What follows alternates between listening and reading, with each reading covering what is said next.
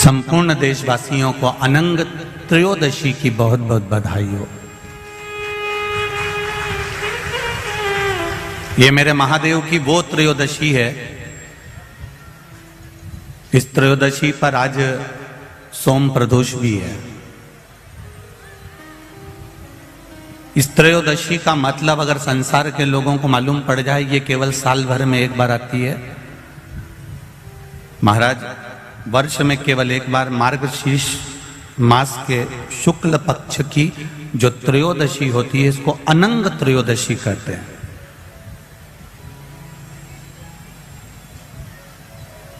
इस त्रयोदशी का महत्व, जिसके परिवार में पति पत्नी का झगड़ा होता हो, जहां अदालत तक बात पहुंच गई हो, या बेटियां मायके रह रही हो, पति कहीं दूसरी जगह रह रहा हो, या किसी पति का या पत्नी का स्मरण कहीं दूसरी जगह हो, इस अनंग त्रयोदशी का मात्र स्मरण, इस अनंग त्रयोदशी का मात्र पूजन, पूरे साल भर में आप शंकर भगवान की आराधना करते हो, पर इस अनंग त्रयोदशी की आराधना का फल ही दूसरा है, इसका महत्व ही दूसरा है।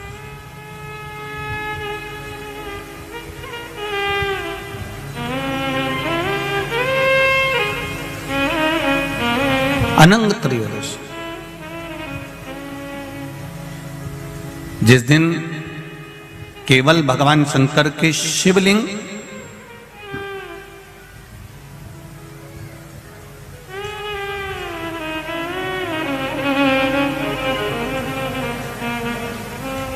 जैसे ये जलाधारी है माता पार्वती जी का हस्तकमल, ये शिवलिंग रखा हुआ है। ये जलाधारी में से पानी बहने का स्थान, बीच में मोटी सी लाइन जहां अशोक सुंदरी विराज रही है, राइट में गणेश जी, लेफ्ट में कार्तिकेय जी, और गोल जो भाग है वो माता जी का हस्तकमल है। और ये जो शिवलिंग रखा हुआ है, ये शिव का स्वरूप है। जहां पर भगवान शंकर का शिवलिंग रखा हुआ है, उस स्थान पर आज अनंग त्रयोदशी के दिन मात्र जिस पति पत्नी का आपस में बैर चल रहा हो, अदालत में झगड़ा चल रहा हो, विवाद चल रहा हो, आपस में प्रेम समाप्त हो गया हो, एक दूसरे का सम्मान करना भूल गए हो, बात बात में झगड़ा करते हो, जरा जरा सी बात में मन मोटाव हो जाता हो, वो केवल एक कच्चे दूध की मात्र उंगली को भिंगाकर, अगर जहां शिवलिंग रखा हुआ है वहां पर केवल कामदेव रति शिव और पार्वती का नाम लेकर मात्र उस कच्चे दूध की मात्र उंगली ही फेर देते हैं, तो उन पति पत्नी का जिंदगी में कभी विवाद नहीं हो सकता और कभी गलत मार्ग पर वो जा नहीं सकते। ये अनंग त्रयोदशी की महत्वता है, आज की महत्वता।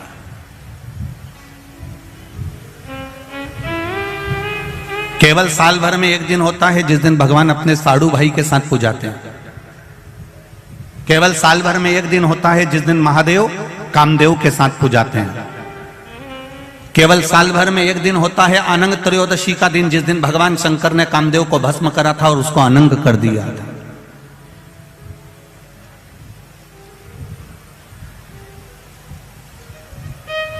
और आज पूरे राष्ट्रवासियों को तो बड़ा प्रसन्नता का विषय है कि आपको अनंग त्रयोदशी के साथ में आज सोम प्रदोष का भी आनंद प्राप्त हुआ है। ये शिव की कृपा है, ये उसकी उदारता, ये उसकी करुणा। अनंग त्रयोदशी,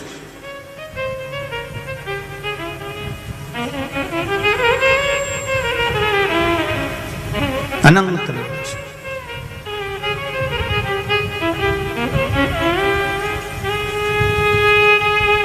आज के दिन जो 35 साल के हो गए, 30 साल से ऊपर के हो गए, 42 साल के हो गए, और जिनका विवाह नहीं हुआ है, वो बेलपत्री की मध्य पत्ती पर केवल कच्चा दूध लगाकर ही भगवान शंकर को समर्पित कर देते हैं। तो अगली जो अनंग त्रयोदशी आती है, उससे पहले उसका मंगल विवाह हो जाता है। इतना महत्व है अनंग त्रयोदशी। प्रयास करना, जब जब जिस महीने में जो प्रदोष पड़ा करे, जब प्रदोष पड़े, बन सके 1 बेलपत्र, बन सके 5 बेलपत्र, शमी पत्र, हरे मूंग, हरा मूंग, बेलपत्र, एक कलश के अंदर थोड़ा सा पानी लेकर एक बेलपत्र, हरा मूंग, शमी पत्र डालकर और उसमें थोड़ा सा गुड़ डालकर भगवान शिव का स्मरण कर कर प्रदोष काल में, मान लो कोई काम आपका बहुत जरूरी है, बहुत दिनों से अब थक गए हैं, नहीं हो रहा, कर्जा बढ़ रहा है, धन नहीं आ रहा, व्यापार नहीं चढ़ रहा, या कोई समस्या बहुत प्रबल है, कोई एग्जाम में बैठ रहे हो नहीं हो रहा, परीक्षा भी दे दी है,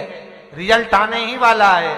तो भी प्रदोष काल में, प्रदोष के समय वो जल, मूंग, समीपत्र और बेलपत्र और गुड़ का शंकर के शिवलिंग को समर्पित करना प्रारंभ कर दो। 2 या 3 प्रदोष करोगे, बाबा आपकी मनोकामना शीघ्र पूर्ण कर देगा। 2 या 3 करोगे, बाबा करेगा। उससे 1000 गुना शिवलिंग में बल की प्राप्ति होती है।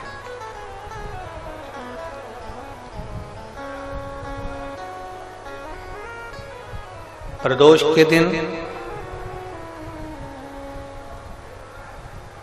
यदि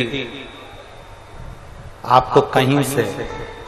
शमी पत्र मिल जाए, प्रदोष के दिन यदि कहीं से आपको शमी पत्र मिल जाए और प्रदोष काल में, प्रदोष का जो समय होता है, शाम का जो समय होता है प्रदोष काल, 4 प्रदोष 5 प्रदोष आप कर देखिएगा कि आपका कोई काम है, कोई नौकरी के लिए आप अप्लाई कर रहे हैं, कोई समस्या बड़ी विकट आ गई है, कोई तकलीफ, बड़ा गला पकड़ रहा है बेटा, कोई तकलीफ विकट आ गई है, कोई समस्या विकट आ गई है, प्रदोष के प्रदोष काल में अगर एक शमी पत्र भी आप घर के शिवलिंग को, अब ये करने के लिए आपको मंदिर पे शिवलिंग नहीं जाना, अपने घर में जो शिवलिंग, चाहे वो स्फटिक का हो, पारद का हो, कंकर शंकर का हो, लकड़ी का हो, जो शिवलिंग तुम्हारे घर में, कांच का हो, चाहे वो नर्मदा के कंकर का हो, नर्मदेश्वर हो, पाषाण का हो, जो शिवलिंग, चांदी का हो, सोने का हो, तांबे का हो, पीतल का हो, जो शिवलिंग तुम्हारे,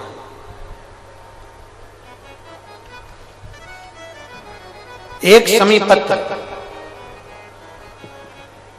यदि आप भगवान शंकर के शिवलिंग पर समर्पित कर रहे हो और उस शमी पत्र को उठाकर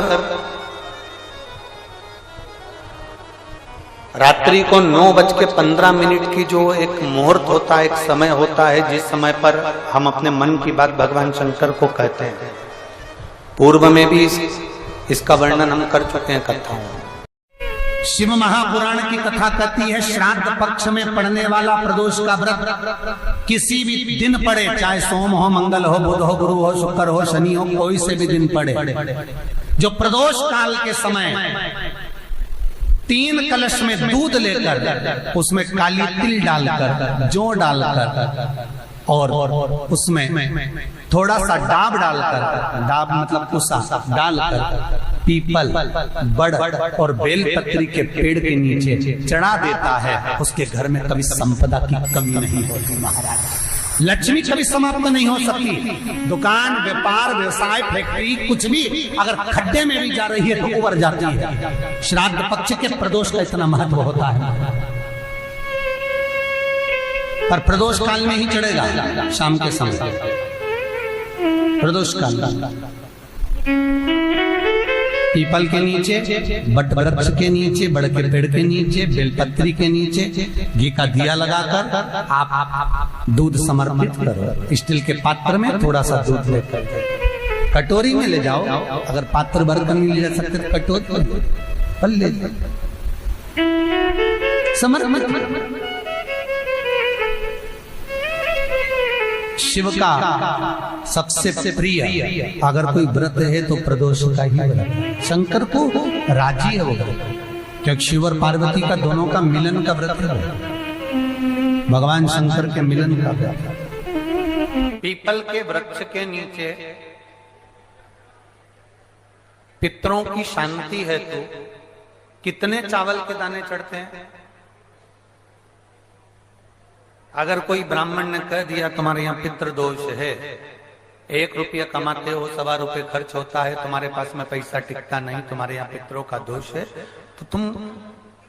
एक चावल का दाना अगर आप कहे कि पीपल के वृक्ष के नीचे दिया लगाओ, पीपल के वृक्ष के नीचे आप जल चढ़ाओ, या महादेव के मंदिर में 1 लोटा जल चढ़ाओ, तो हम कहते हैं ना कि प्रदोष के दिन बेलपत्री का वृक्ष, पीपल का वृक्ष, आंवले का वृक्ष, बड़ का वृक्ष या शंकर का शिवालय, फिर से सुन लेना, पीपल का वृक्ष, बेलपत्र का वृक्ष, आंवले का वृक्ष, बट का वृक्ष या फिर शंकर का, जम के बोलो, शिवालय। शिवालय का मतलब शंकर का मंदिर या शिव। प्रदोष के दिन अगर आपको लग रहा है कि हमारे यहाँ पितृदोष है, बहुत तकलीफ चल रही है, बहुत कोई ने कहा पितृदोष है, कोई कह रहा पितरों का, तुम्हारे यहाँ ये तकलीफ है, पितरों की ये तकलीफ है, पितरों की वो तकलीफ है, पितरों की ये तकलीफ है, बार बार अगर कोई कह रहा है, तो फिर आपको उसमें स्मरण करना पड़ेगा कि हम चावल के कितने दाने भगवान शंकर को समर्पित कर दें कि भोलेनाथ हमारे पितरों को तृप्त कर दें। हम तृप्त नहीं करेंगे, हमारी सामर्थ्यता नहीं है कि हम पितरों को तृप्त कर सकते। आप में से कोई है जो पितरों को तृप्त कर सकता है? संसार में कोई नहीं जन्मा जो अपने पितरों को, अपने पूर्वजों को तृप्त कर दे। गया जी का पिंडदान कर लो, तर्पण कर लो, तिलांजलि दे दो, घर में ब्राह्मण भोज करा दो, साधु भोज करा दो, संत भोज करा दो, तुम दुनिया भर का सारा 50 काम कर लो, उसके बाद भी तुम पत्रिका किसी को दिखाओगे तो वो भी कह देगा तुम्हारे यहाँ, फिर वापिस कहेगा कि पितृ दोष है। अब तुमने अभी इतना अनुष्ठान करा, इतना पिंडदान करा, इतना तर्पण करा, इतनी तिलांजलि करी, इतना इतना सब कुछ करा, इसके बाद वापिस पितृदोष आ गया, फिर वापिस पितृदोष। क्यों?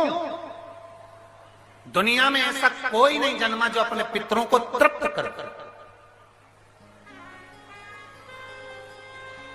आप अपने घर के लोगों को तृप्त नहीं करते, जो जिंदा हैं वो उनको बोलो री भाई जीजियो, सही है कि गलत है? जो जिंदा हैं, माँ बाप अपने बेटे के लिए कितना भी कर ले, कितना भी, आखिरी में एक दिन बेटा कह देता तुमने हमारे लिए क्या करा।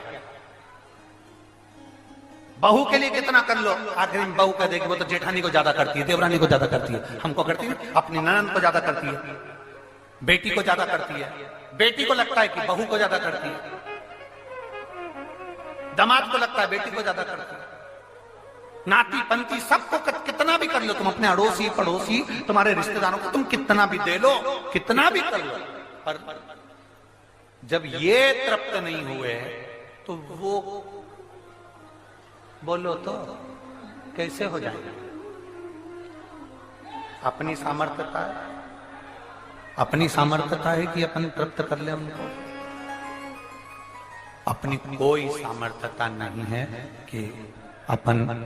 पितरों को तृप्त कर ले, या अपनी सामर्थ्यता के अंतर्गत नहीं, ये अपनी सामर्थ्यता नहीं है कि हम अपने पूर्वजों को, अपने पितरों को तृप्त कर। तृप्त कौन करेगा?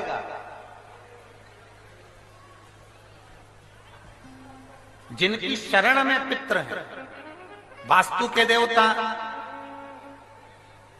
भगवान शंकर, काल सर्प दोष के देवता भगवान शंकर, जितने दोष होते हैं पितृ दोष के देवता भगवान शंकर, तो हम तृप्त नहीं कर सकते। अगर इनको तृप्त करेंगे तो देव अधिदेव महादेव करेंगे। आप 7 चावल के दाने, या तो पीपल, बेलपत्र, आंवला, बटवृक्ष या फिर शिवालय, प्रदोष के दिन 7 चावल के दाने आप इन जगह में से कहीं पर भी अगर आप समर्पित कर देते हैं तो उसके बाद आप जो जिंदगी जी रहे हैं और 3 महीने फिर आप अंदाजा लगा कर देखना कि आपने जो 7 चावल के दाने इन स्थान पर अगर आपने समर्पित करे तो उसका फल पितरों को मिला कि नहीं मिला, और उसका फल हमें प्राप्त हुआ क्या। ये वो स्थान है जहां प्रदोष के दिन 7 अक्षत चावल का दाना भी हमारे पितरों को, पूर्वजों को तृप्त कर देता है। कौन कौन सा स्थान वापिस बोलेंगे सभी लोग। पहला पीपल, दूसरा बेलपत्र, तीसरा आंवला, चौथा बटवृक्ष और 5वां शिवालय, शंकर भगवान का स्थान। अब इसको समझना आपके ऊपर निर्भर है। समर्पित कभी मौका लग जाए, सारी दुनिया के लोग तुमसे कह रहे हैं तेरे घर में पितृदोष है, 1 रुपए कमाते हो 1.25 रुपए खर्च होता है, मानसिक टेंशन बना रहता है। घर में एक व्यक्ति बीमार है, ठीक हुआ, दूसरा बीमार पड़ गया, दूसरा ठीक हुआ, तीसरा बीमार पड़ गया, तीसरा ठीक हुआ, चौथा बीमार पड़ गया। मतलब कहीं ना कहीं पितृ का भाव, पितृदोष का वर्णन। किसी ने कहा तुमसे कि तेरे यहाँ पितृदोष है, तूने ब्राह्मण को भोजन करा दिया, पिंडदान करा दिया, तर्पण करा दिया, तिलांजलि करा दी, गया जी का श्राद्ध कर दिया, हरिद्वार चली गई, वहां पिंडदान करवा दिया, ब्राह्मण भोज करवा दिया, तिथि पर भोजन करवा दिया, सब कुछ करवा के देते। अब एक काम और करके देते, एक काम और करके देते हो। जब तुम घर में भगवान शंकर की आरती, तुम्हारे घर में शंकर जी का शिवलिंग है,